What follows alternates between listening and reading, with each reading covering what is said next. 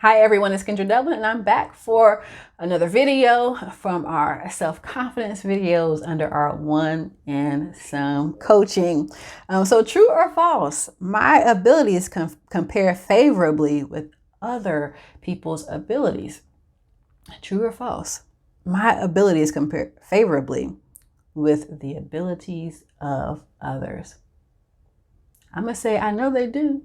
But for some of you, the answer is going to be false. I don't believe that my abilities favor others. And a lot of times that could be because mommy and daddy didn't affirm you. It could be friends and family talked about you. It could be a plethora of things that have happened in your life that you feel like, well, I don't compare with others because maybe you were compared to too often in your household. Again, it can come in many different forms: household, jobs, groups, communities that you're a part of. But I really hope at some point, if you don't think your abilities compare with others, that you realize that they do, that God has gifted you with many things naturally and spiritually. And that whatever he's called you to do, it is for the kingdom, and you are a part of the kingdom. No part is better than the other. If everybody is working like we all need to work, then God be praised and God be glorified. But it's going to be hard if you don't feel like what you do favors or even that God believes that you're even important, or that you've gotten what God has called you to have. It's going to be hard for you to move forward.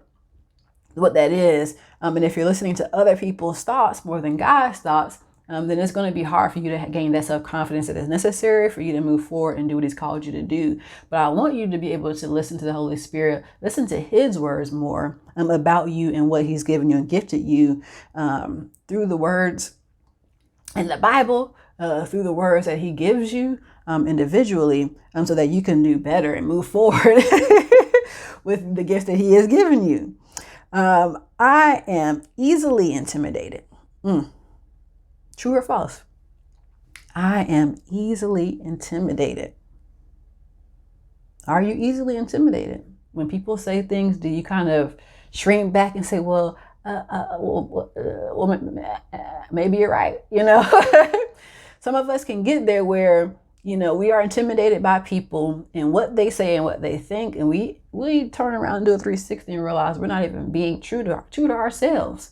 That's how we know we lack confidence, is when other people are saying things and we have no real basis and foundation of what we believe, because somebody else can shake it very easily and we can get intimidated, which allows us to, again, it allows us to shrink back, but then we don't feel good about ourselves. And it doesn't allow us to feel good about the way that God views us and treats us as well.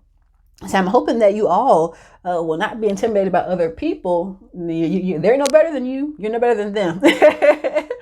And, you know, when you find yourself doing that, ask yourself the questions. Why am I intimidated by these people? What happened at some point that made me feel like I can't speak up, or that I shrink back? Or if I say something and somebody challenges it, I can't speak to that. And then that'll help you to kind of recognize what's happening. And while you're doing that, you always want to be reading the words of God to help you decipher what's going on so that you can move forward the proper way.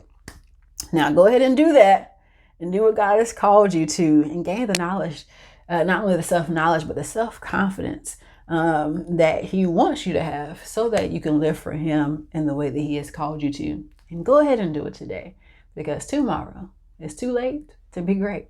And as always, y'all know there's another video coming.